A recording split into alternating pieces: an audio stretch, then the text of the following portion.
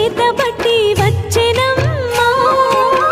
గోవిందుడే కోక చుట్టి గోపెమ్మ వేషం కట్టి ముంగోల చేతబట్టి వచ్చెనమ్మా.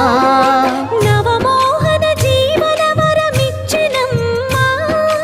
ఇకపై ఇంకెప్పుడు నీ చేయి విడిచి వెళ్ళనని చేతిలోన చేయేసి ఒట్టేసెనమ్మా.